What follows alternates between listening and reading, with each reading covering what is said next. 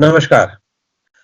घिसते घिसाते, डर के साथ, आशंका के साथ और तमाम दिक्कतों के साथ 2020 का अवसान होने वाला है और हम सब लोग अ, इस कोशिश में होंगे कि 2021 का स्वागत अच्छे से किया जाए।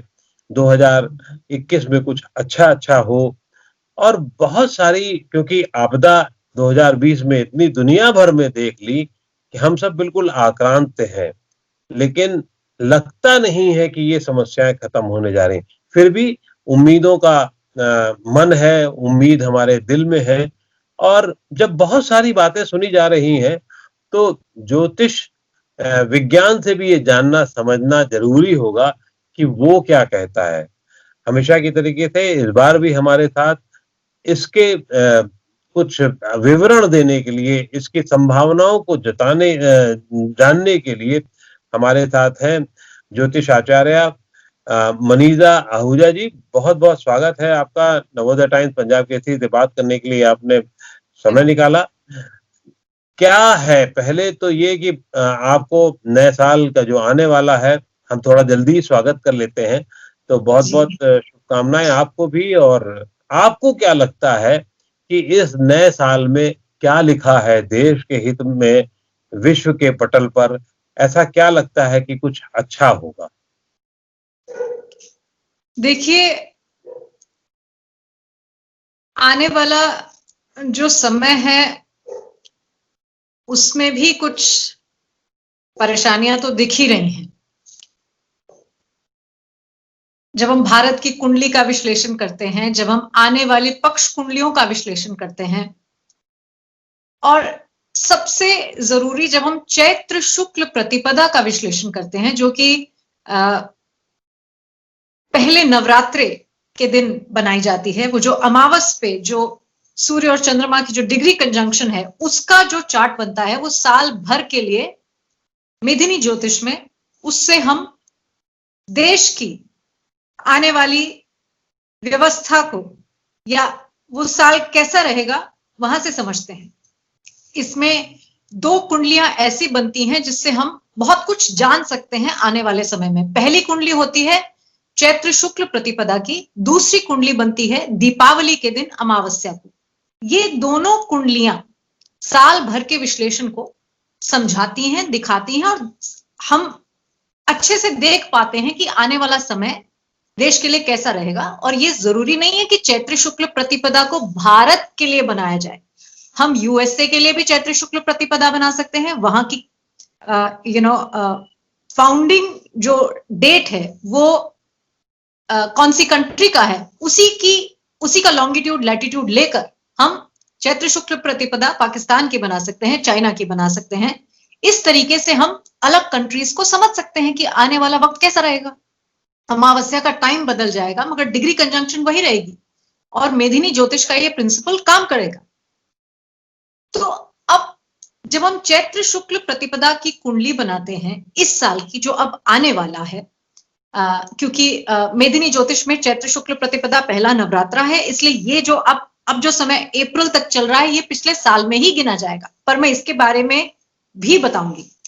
अब चैत्र शुक्ल प्रतिपदा की जब हम कुंडली पढ़ते हैं तो ये 12 अप्रैल की कुंडली बनती है। अब वृषभ लग्न की इस कुंडली में लग्न में ही राहु मंगल बैठे हैं।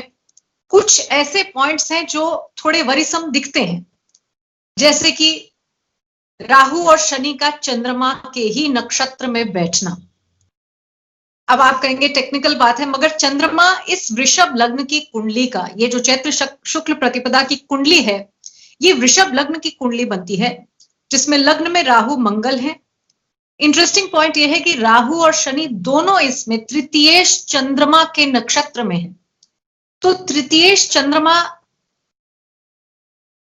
कहीं यहां पर प्रभावित हो रहा है और तृतीय भाव तृतीयेश को नेबरिंग कंट्रीज के लिए देखा जाता है, हमारे पड़ोसी कौन से देश हैं। तो तृतीयेश का यहां परेशान होना यह दिखा रहा है कि कुछ बॉर्डर पे परेशानी बनी हुई है।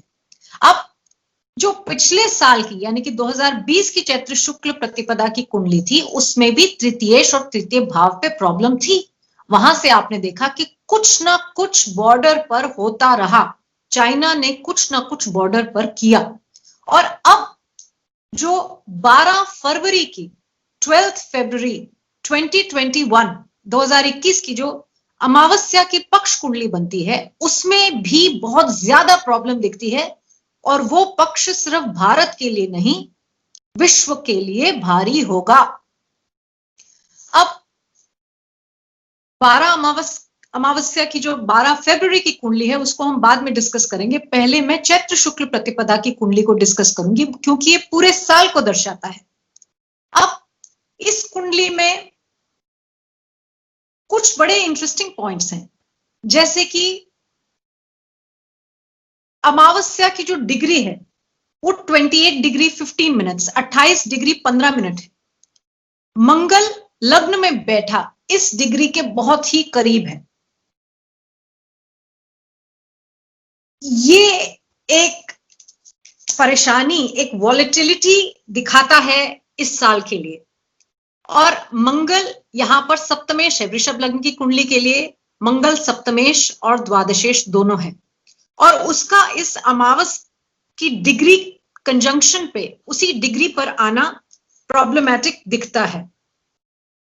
अब इसमें एक और इंटरेस्टिंग पॉइंट है, जो कि जो लोग ज्योतिष पढ़ते हैं या ज्योतिष जानते हैं उनके लिए इंटरेस्टिंग होगा, कि उपग्रह, अक्सर कुंडली के बारे में जब हम बात करते हैं तो हम उपग्रहों को डिस्कस नहीं करते, और मैंने भी अभी तक किसी अपने पुराने विश्लेषण में उपग्रह के बारे में नहीं बोला। मगर 3 उपग्रह इंटरेस्टिंग हैं, जिनको आगे जाके जो लोग रिसर्च करते हैं, जो इंटरेस्ट लेते हैं, वो पढ़ भी सकते हैं। गुलिक, उपकेतु, धूम, ये 3 ऐसे उपग्रह हैं जिनको पढ़ा जाए इंटरेस्टिंग एक एनालिसिस देंगे। तो यहां पर हम देखते हैं कि उपकेतु की डिग्री भी 28 डिग्री 15 मिनट आती है।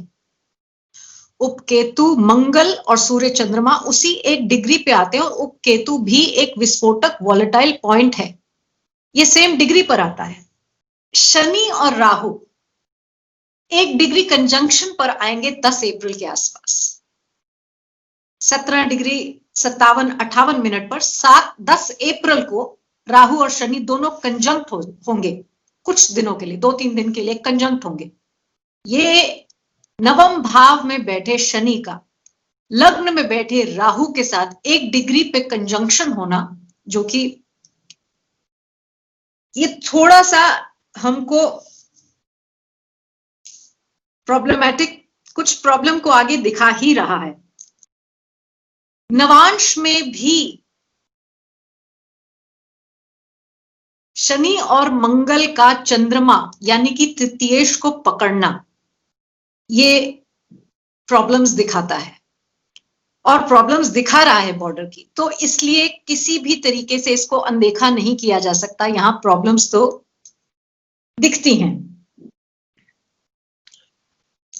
अब जी, मुझे लगता है कि इसमें पहले तो ये हमें जान लेना होगा कि बीता साल अभी जो बीतेगा, मतलब वो ज्योतिष के हिसाब से अभी मार्च अप्रैल तक जब वो चैत्र शुक्ल वाला था तब तक चलेगा, और उसके बाद दूसरी कुंडली का चलेगा मामला।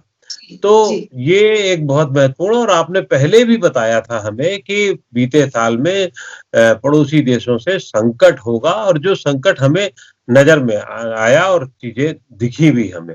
हो सकता है ज्योतिष के हिसाब से कई बार कई चीजें नहीं भी होती हैं, और कई बार ये होता है कि पूरी सही हो जाती हैं। अब आप जो जितनी तकनीकी बातें बता रही हैं और जिस पे जो आशंकाओं को जन्म दे रही हैं, अब सवाल ये भी उठता है कि इन आशंकाओं के बीच में जो पहले, जब तक आशंका नहीं होंगी या जब तक जो गणित नहीं कह रही, विज्ञान नहीं कह रहा है, तब तक हम उसका काउंटर कैसे करेंगे, या हम कुछ कर सकते हैं या नहीं कर सकते हैं, जो होगा वो होना है वाली स्थिति में है। देखिए, अब मेदिनी ज्योतिष में हम देश की कलेक्टिव डेस्टिनीज की कुंडली को पढ़ते हैं, अब ये कह देना कि दृढ़ प्रारब्ध, देश का दृढ़ प्रारब्ध खत्म हो जाएगा या मिट जाएगा, ये कहना तो ये थोड़ा ज्यादा ऑप्टिमिस्टिक हो जाएगा। मैं जरूर बताऊंगी हम एट एन इंडिविजुअल लेवल क्या कर सकते हैं, पर ये जो चलता हुआ साल है, अगर हम जो चल रहा है साल, इसमें अगर हम 12 फरवरी को भी समझें तो ये एक वॉर की सिचुएशन, मैं नहीं कह रही हूं कि फुल फ्लेजेड वॉर होगा, ये फुल फ्लेजेड वॉर नहीं है, ये बॉर्डर पर वॉलेटिलिटी है, मगर वॉलेटिलिटी थोड़ी ज्यादा दिखाता है। इसमें लगन सप्तम, जो कि आपके विरोधी, सप्तम भाव से आपके विरोधी भी देखे जाते हैं, ये उस पर शनि और मंगल की ये जो दृष्टि है, जो कि 12 फरवरी की पक्ष कुंडली में आती है, ये प्रॉब्लमैटिक है और ये पक्ष प्रॉब्लमैटिक रहेगा, नॉट जस्ट फॉर इंडिया, सिर्फ हिंदुस्तान के लिए नहीं, मगर अगर हम चीन की कुंडली पढ़ें, चीन की कुंडली मकर लग्न की कुंडली है और 12 अमावस को 6 ग्रह एक साथ मकर राशि में आ रहे हैं, एक साथ 6 ग्रह हैं, मकर चीन का लग्न भी है और ये 6 ग्रह मकर लग्न में भी बैठेंगे और वहां से चीन के सप्तम भाव में, जिसमें एक नीच का मंगल है, उसे दृष्टि देंगे और चीन का लग्न सप्तम भी खराब होगा। पाकिस्तान की कुंडली में मेष लग्न है, वहां पर भी क्योंकि मेष में मंगल का गोचर है 12 फरवरी की कुंडली में और सप्तम भाव को भी शनि पकड़ेगा, तो वहां पर भी ये प्रॉब्लम दिखाता है। इसलिए आने वाले समय में ये दोनों कंट्रीज में बहुत पहले भी ये कहती थी, ये हमें, हमारे साथ बॉर्डर पर वॉलेटिलिटी तो है ही है, बॉर्डर पर वायलेंस है। अब इन कुंडलियों से अगर हम कोरोना को समझें, मैंने एक प्रिडिक्शन की थी बहुत पहले कि अक्टूबर नवंबर में कोरोना कंट्रोल में आ जाएगा और बाद में एक अपडेटेड प्रिडिक्शन भी दी थी कि 20 नवंबर के आसपास, क्योंकि जुपिटर केतु का एक कंजंक्शन समाप्त हो रहा था, रद्द हो रहा था वो कंजंक्शन, तो मैंने कहा था कि वैक्सीन आ सकता है, जो कि आया। अब पॉइंट ये है, कोरोना के नंबर्स अक्टूबर नवंबर 20 के बाद तो कम होने ही लग गए हैं। एक समय था दिल्ली में ही, एग्जाम्पल के तौर पे मैं आपको बता रही हूं, 95,000 केसेस एक दिन में हो रहे थे, आज की डेट में 1500 होते हैं, तो नंबर्स कम आ गए हैं। नंबर्स वैसे नहीं होंगे, अब कोरोना वैसा भूचाल नहीं बनेगा जैसे पहले था, मगर कंप्लीटली खत्म नहीं होगा। होली के आसपास ये कम होगा और कम होगा, तो ये जो मार्च का जो एक पीरियड है, होली के आसपास का पीरियड है, जब होलिका को दहन किया जाता है, तब बहुत सारी नेगेटिविटी भी, एटमॉस्फेरिक नेगेटिविटी भी दहन होती है। अब होली वाले दिन लोग, आपने पूछा इंडिविजुअल लेवल पे हम क्या कर सकते हैं, तो होली वाले दिन तो लोग अब शायद कुछ जो खान पान है, जो सेवन करते हैं, वो सोचते हैं ये पार्टी का टाइम है, ये अब मौज मस्ती का टाइम है। Holi is not a time for मौज मस्ती, वो भी है जिस दिन हम होली का दहन करते हैं, वो एक बहुत ही सीरियस वक्त होता है। दशहरा और होली, इन दोनों समय पर अग्नि का जो ये प्रज्वलित होना है, ये नरसिम्ही शक्ति को स्ट्रेंथ देता है और जो नेगेटिव एनर्जी है उसे बिठाता है। इसलिए हमें होलिका दहन, या आप कुछ नहीं तो जैसे मैं जब छोटी थी तो बहुत जगह कलेक्टिवली लोग इकट्ठे होके और कई बार तो चौराहों पर भी होलिका को दहन करते थे। अभी होता भी। अब वो प्रथा बहुत कम हो गई है, क्योंकि लोग कहीं वो पार्टी कर रहे हैं, कहीं बहुत ही मतलब अब वो भूल जाते हैं कि होलिका का पूरा वो भक्त प्रहलाद को श्री हरि के बचाने का जो वो एक तरीका है कि वो होलिका से उठकर, वो जो एक ओढ़नी है वो उठकर प्रहलाद पे आ जाती है और वो बच जाती है। सिर्फ इतना नहीं है, ये एक बहुत ही स्पिरिचुअल सिग्निफिकेंस है। तो होली वाले दिन नरसिंह कवच का जाप करें, आप होलिका दहन जरूर करें, आप हवन कर सकते हैं, नरसिंह कवच का पाठ कर सकते हैं। होली से 8 दिन पहले जो दिन होते हैं उसमें नेगेटिव एनर्जी बहुत ज्यादा, कॉस्मिकली जो नेगेटिव एनर्जी है वो बहुत प्रभावी होती है। आप उन 8 दिनों में नरसिम्ह कवच, नरसिम्ह सहस्त्र नाम का पाठ करें। और ऐसा ही दशहरे से पहले भी किया जाता है। अब इंडिविजुअल प्रैक्टिस तो ये है कि ये सब फॉलो किया जाए, और तभी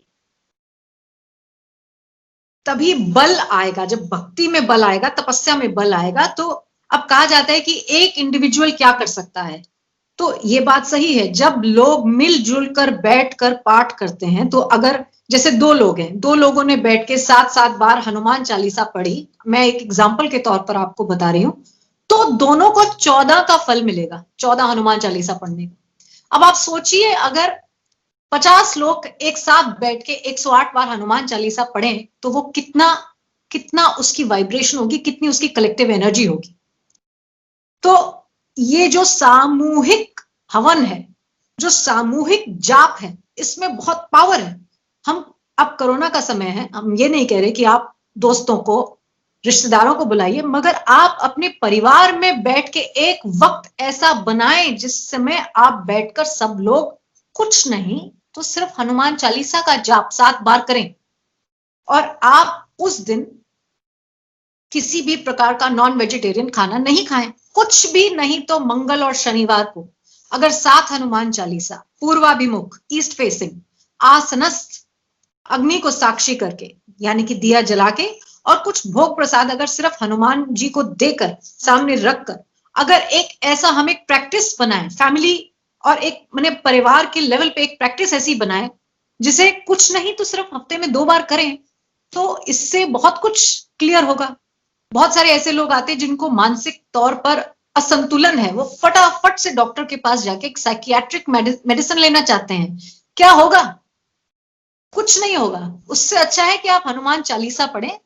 उससे क्या है, दवाई भी आपको लगेगी, आप अच्छे डॉक्टर पे भी जाएंगे और दवाई भी आपको लगेगी। और अगर कुछ छोटी प्रॉब्लम होगी तो वैसे ही एक बॉन्डिंग और एक वो जो भक्ति से एक वाइब्रेशन, जो एक तपस्या या जाप से जो वाइब्रेशन उठेगी, उससे वो आपको हीलिंग होगी। लोग कहते हैं प्राणिक हीलिंग, तो ये मंत्र हीलिंग करेगा आपकी। ये भी एक तरीके की प्राणिक हीलिंग है, आप खुद कर सकते हैं। 2 चीजें हो रही, क्योंकि मैं पत्रकार भी हूं और वो जो मेरी पत्रकारीय जिज्ञासा है वो पाठक की तरफ से है और वो उसको भी समझना बहुत जरूरी है। वो ये है कि एक तरफ तो आप कह रही कोरोना अब जाने वाला है, लेकिन अभी आज की जो दस्तक है, 1-2 दिन से जो चल रहा है, विश्वव्यापी खासतौर से ब्रिटेन में शुरू हो गया, स्टेन आ गया, जिसका 70% ज्यादा प्रभावी बताया जा रहा है। और उसके डर से देश में कई फ्लाइट रद्द कर दी गई हैं, विदेश से आने वाली फ्लाइट रद्द कर दी गई, और पता नहीं क्या होगा, ये भविष्य के गर्त में है। देखिए, आज से 1.5 महीना पहले आप ही के अखबार में, पंजाब हरियाणा के एडिशन में, मेरा एक आर्टिकल छपा था जिसमें मैंने बोला था कि 12 फरवरी का जो पक्ष है वो ये दिखा रहा है कि कोरोना अगर कम भी हो गया तो कोई म्यूटेंट या कोई रेस्पिरेटरी इशू वहां से उठ रहा है। ये महीना पहले आ चुका होगा, और मैंने इसको ट्विटर पे भी शेयर किया है। ये एक न्यूज़पेपर में, माने पंजाब केसरी में ही आया है, पंजाब हरियाणा के एडिशन में। अब सभी जगह था, वो नवोदय टाइम्स वगैरह सब में था। हाँ, नहीं, ये एक और आप ही के कोई कॉलीग हैं। अब जो पॉइंट है वो ये है कि मैंने कहा अक्टूबर नवंबर के बाद इसके नंबर्स जहां कम होते दिख रहे थे, तभी वैक्सीन का पॉइंट, ये प्रेडिक्शन थी मेरी कि वैक्सीन आएगा। वैक्सीन आया, मगर कोरोना खत्म नहीं हो रहा है। होली के बाद थोड़ा और कम होगा, मगर साल का दिवाली 2021 की आ जाएगी, वो जा नहीं रही है। इसलिए कोरोना किसी ना किसी शेप में बैठा हुआ है, एक रेस्पिरेटरी प्रॉब्लम दिख रही है। अब आप उसे म्यूटेंट कहें, आप कुछ भी कहें, कोरोना इज नॉट गोइंग, मगर नंबर्स अब कंट्रोल्ड रहेंगे। ये स्पेसिफिकली मैं भारत के लिए आपको बता रही हूं। फरवरी की जो ये पक्ष कुंडली है, इसमें कुछ नंबर्स उठते दिखते हैं। 12 फरवरी की पक्ष से नंबर्स थोड़े उठ रहे हैं, इसलिए मैंने कहा ये एकदम से एक ग्राफ लेके बिल्कुल नीचे नहीं बैठेंगे। फरवरी के पक्ष में ये थोड़ा एक उबाल आ रहा है इनमें, मगर फिर भी ये कंट्रोल में रहेंगे। और 2021 दीपावली, 2021 का अंत आ जाएगा, कोरोना नाम मात्र रहेगा मगर रहेगा। अब जब चिकुनगुनिया और डेंगू आए थे तो वो खत्म नहीं हो गए, वैसे कोरोना अभी खत्म नहीं हो रहा है। रेस्पिरेटरी इशू कोई ना कोई बना रहेगा और सोशल डिस्टेंसिंग एक प्रकार की जीवन शैली बन जाएगी।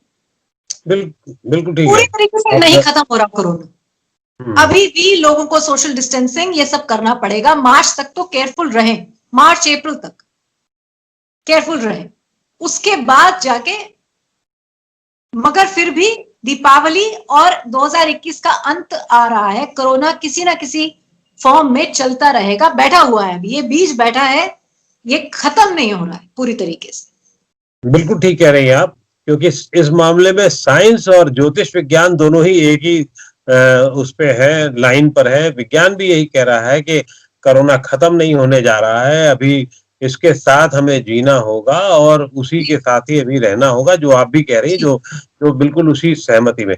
लेकिन दूसरी तरफ आप जो कह रही हैं, होली और होली को लेकर के जो तरीका हमारे यहाँ है, तो भारत तो ऐसा देश है जहाँ कई धर्म हैं, कई तरीके हैं, कई तरीके से अपने धर्मों को निभाया जाता है।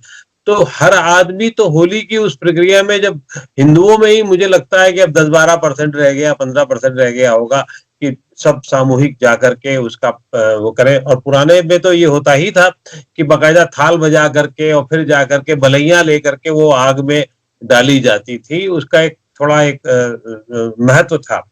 अब तो वो है नहीं, तो उससे कैसे सब लोग बचे, सब लोग कैसे उसमें कंट्रीब्यूट करें, ये कैसे होगा?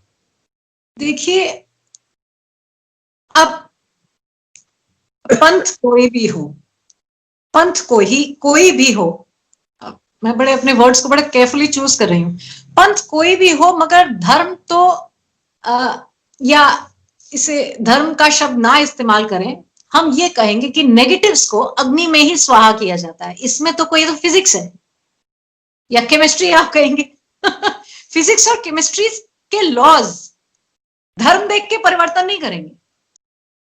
वो जो प्रेसिपिटेशन है एलिमेंट्स का या पंच महाभूत जो है, वो जिस तरीके से काम करता है वो वैसे ही काम करेंगे, चाहे कोई भी धर्म हो, कोई भी पंथ हो, वो वैसे ही काम करेंगे।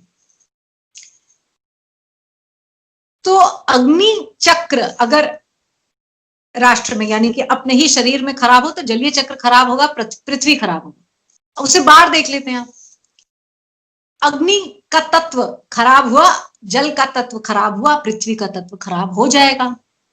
अब नेगेटिव्स को हम, कूड़ा भी जलाया जाता है ना, कहते हैं सब अग्नि में ही स्वाहा होगा ना। अब इसमें तो कोई धर्म और पंथ नहीं है कि अग्नि में स्वाहा होगा।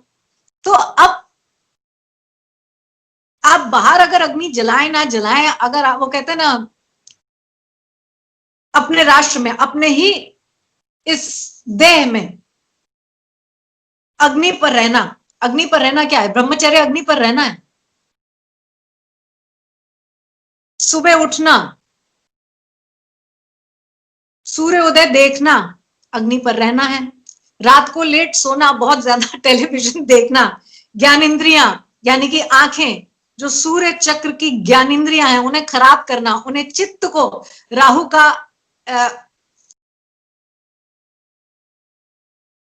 की एक एक्टिवेशन देना, बहुत ज्यादा टेलीविजन देखना, ये अग्नि को खराब करता है।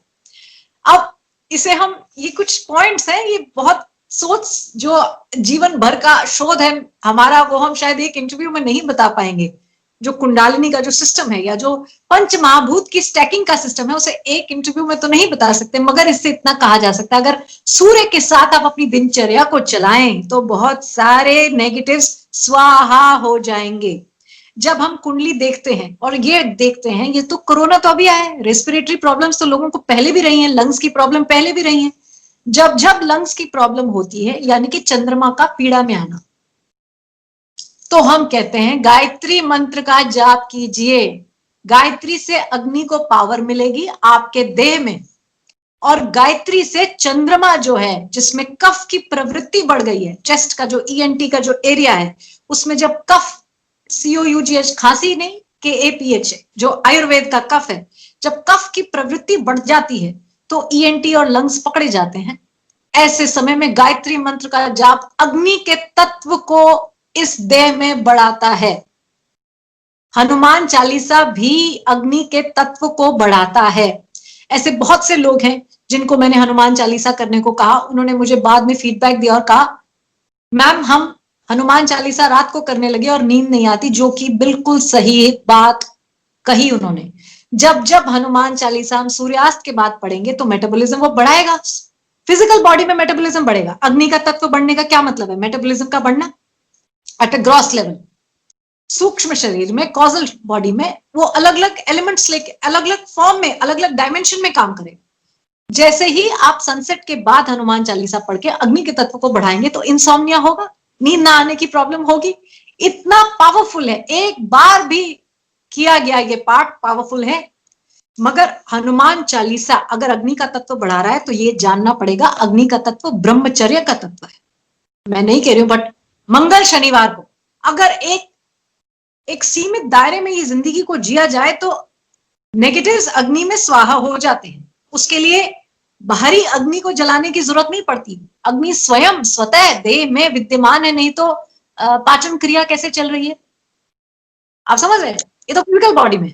तो अगर सूक्ष्म बॉडी में ये नेगेटिव्स नहीं है, अब लोग कहते हैं हमारा ऑरा वीक है, हम कहीं जाते हैं हमें नजर लग जाती है, इसका क्या मतलब है? अग्नि का तत्व कमजोर है। अग्नि का तत्व अगर ऑरा में तेज होगा तो किसी का दम कि आपको नजर लग जाए या आप पे कोई, तो एक कवच है, अग्नि आपका ही कवच है। समय पर उठें, फ्रिज का खाना ज्यादा ना खाएं, अग्नि से उतरा खाना खाएं, सत्य पर रहें, सत्याग्नि, झूठ कम बोलें, रिश्वत कम लें, क्योंकि लक्ष्मी में तमस आ जाएगा। अगर आपने रिश्वत ली तो लक्ष्मी में तमस आ जाएगा, तमोगुणी हो जाएगी। अब वही अन्न आप खाएंगे उसमें अग्नि का तत्व नहीं है, वो तमोगुणी अन्न है। ये बड़ा दूर का कनेक्शन है।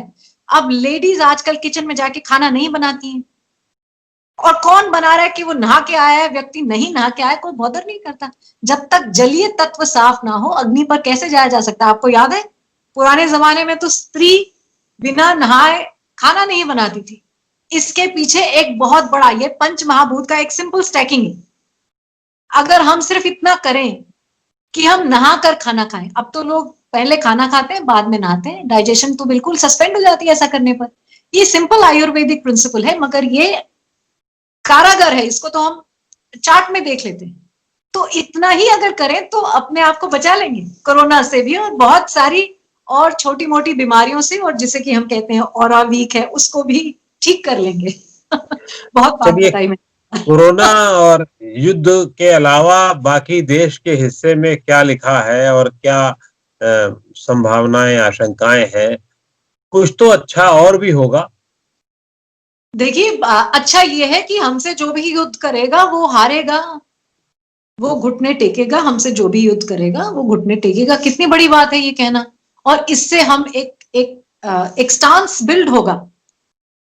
ये रूलिंग गवर्नमेंट, और काफी बार मैं बोलती हूँ तो लोग कहते हैं आप प्रो गवर्नमेंट बात बोलती है, मगर जो बात है वो सच है। जो सच है कि अगर हमारे विरोधी देश अब तैयारी करेंगे तो जो चार्ट हम देख रहे हैं इसमें हमारी पूरी तैयारी है। अब इस बार मुंह तोड़ जवाब दिया जाएगा, जो शायद पहले नहीं देखा गया हो, वो मुंह तोड़ जवाब दिया जाएगा। तो मेरे ख्याल से ये एक बहुत बड़ा सेटबैक होगा उन विरोधियों के लिए जो सोचते हैं कि भारत बहुत ही सहनशील, चुपचाप मार खा लेने वाला देश है। अब वो कहानी बदल जाएगी। तो एनीवे ये एक अच्छी चीज है, मैं ये कहती हूँ। और देश में ये भारत भूमि तपस्थली है। अब आप इसे कुछ भी जाने, मगर जब हम ग्रंथ पढ़ते हैं तो भारत खंडे जम्बू द्वीपे, यहां पर जन्म ही किसी पुण्य के कारण मिलता है। ये तपस्वियों की, ऋषियों की भूमि है, जहां पर मर्यादा में रहना। मर्यादा क्या है फिर से मैं बताती हूँ। यहाँ पर मर्यादा भी अग्नि की परिधि है, अग्नि चक्र है मर्यादा। अगर नदियां अपनी मर्यादा खो देंगी तो बांध तोड़ के आ जाएंगी बाहर। वही इस राष्ट्र में अगर आप समझें तो मर्यादा को ना तोड़ें, क्योंकि अग्नि अगर खंडित हुई तो जल प्रलय मचाएगा। अगर ये बात, ये एक छोटी सी बात लोग समझ जाएं तो एक बहुत बड़े ग्रंथी को समझेंगे। एनीवे, एक ये बताइए, देश की आर्थिक स्थिति को लेकर के क्या आपकी गणित बता रही है, विज्ञान बता रहा है आपका? देखिए, मैंने बहुत पहले भी कहा और बहुत नवंबर 2019 में भी शायद वीडियो किया था मेरे ही यूट्यूब चैनल पे। जब जब शनि और बृहस्पति की युति होती है मकर में, भारत के लिए मकर राशि, मिथुन राशि सर्वाष्टक वर्ग में बहुत ही कम बिंदु लिए हैं, और ये सिर्फ भारत के लिए नहीं है, विश्व भर के लिए ये युति मकर में हर 30 साल बाद आती है। 1930, 1960, 1990, 2020 ये स्थिति मकर में शनि और बृहस्पति की युति इकोनॉमी के लिए वर्ल्ड वाइड बहुत खराब है, ये आप जान लीजिए, इसमें कोई दो राय नहीं। 1990 में आपको याद होगा यशवंत सिन्हा जो फाइनेंस मिनिस्टर थे, उनको गोल्ड कुछ गिरवी रखना पड़ा था, 1960 के पास जब वो वॉर की स्थिति आ रही थी तो एक प्लेन लेने के लिए पैसे नहीं थे हमारे पास, आपको याद होंगी ये बातें। 1930s में आप देखिए कैसा था ग्रेट डिप्रेशन, 31, 32 वो जो पीरियड था। तो ये पिवटल पॉइंट्स हैं इकोनॉमी के लिए, ये प्रॉब्लमेटिक हैं और ये भारत की वर्ल्ड ओवर प्रॉब्लमेटिक है। अगले साल ये समस्या बनी रहने वाली है? ये समस्या अभी बनी हुई है, अभी कुछ साल देखिए टफ टाइम सबके जीवन में आते हैं और कई बार बुरा समय ही अच्छा समय होता है। बुरे समय में हम जानते हैं मर्यादा क्या है, बुरे समय में हम समझते हैं धर्म क्या है। धर्म से मेरा कहने का मतलब कोई पंथ या कोई ये या वो नहीं है, सही रास्ते पे चलने को मैं धर्म बोलती हूँ। यहाँ पर हम धर्म समझते हैं, हम उसकी वैल्यू समझते हैं, हम फैमिली की वैल्यू समझते हैं, हम समझते हैं कि कम में गुजारा कैसे होना चाहिए, हम समझते हैं कि प्लास्टिक को अब दुनिया ऐसे फेंकती है, ऐसे इस्तेमाल हो रहा है, धरती तो जज्ब नहीं करेगी प्लास्टिक को, एक दिन उसका एक उबाल आएगा, क्या करेंगे हम, नदियां जाम हो जाएंगी, खाने को कुछ नहीं मिलेगा। तो एक मॉडरेशन में जीना एक लेसन है जो शायद हमें सीखना है, और वो मैं नहीं बोल रही हूँ, वो तो प्रकृति सिखा रही है। इसका मतलब प्रकृति ने बहुत बर्दाश्त किया होगा जो वो मॉडरेशन का लेसन सिखाने जब वो आती है, एक प्रलय के रूप में, एक खंड प्रलय के रूप में कुछ सुनामी लाएगी, और अगले साल में अर्थक्वेक्स भी हैं, मैं भारत की बात नहीं कर रही हूं, अगले साल में भी अर्थक्वेक्स हैं। तो जब ये सृष्टि जब डिसाइड करती है कि अब जरा मुझे थोड़ी उथल पुथल करनी है, तो वो क्यों ऐसा करती है? कुछ मर्यादा टूटती है ना, कहीं लोग अपने रास्तों पर लोग भूल जाते हैं कि सही क्या है, गलत क्या है, सत्य क्या है। जब सत्य नहीं होगा तो फिर वो सृष्टि आपको अपना तरीका ढूंढती है समझाने का। तो अगर वो सृष्टि अपना तरीका ढूंढ रही है समझाने का, इसका मतलब कहीं इम्बैलेंस है, तो हमें अपने गिरेबान में झांक के अपने आप को समझाना है और देखना है कि हम कहां गलत थे। ये एक सीख है, एक लेसन है, और ये सृष्टि का नियम है। इसमें दुख क्या मनाना और सुख में क्या सोचना कि अच्छा और बुरा क्या, इसमें ना कोई, ये तो एक लेसन है। अगर हम सही रहेंगे सृष्टि भी सही रहेगी, हम अगर थोड़ा ज्यादा उथल पुथल करेंगे उसके साथ, तो वो थोड़ा और ज्यादा उथल पुथल करेगी, फिर हम कंप्लेंट नहीं करें, क्योंकि we will get what we deserve. हर इंसान को वो मिलता है जो वो डिजर्व करता है। गलती से तो किसी के साथ भी कुछ नहीं होता, आप समझ सकते हैं इस बात को। चलिए, मुझे उम्मीद है कि हम लोग कुछ आपके हिसाब से मर्यादा में रहना सीखेंगे और कुछ कम दिक्कतों का सामना करना पड़ेगा, लेकिन एक राहत भी है कि हम लड़के जीतेंगे, और जीत करके ही देश भी बनता है, समाज भी बनता है। और अगर देर भली हो गई हो, लेकिन अगर समाज के और नियमों में और देश के हित में काम हो सके तो बहुत अच्छा। बहुत बहुत शुभकामनाएं आपको भी नए साल की, और हम उम्मीद करते हैं कि कुछ अच्छा होगा। हम तो यही उम्मीद करके चलेंगे कि कुछ अच्छा होगा। अब देखते हैं कितना अच्छा होता है और कितना हमें सीखने को मौका मिलता है। जी जी जी, शुक्रिया जी, शुक्रिया। Thank you.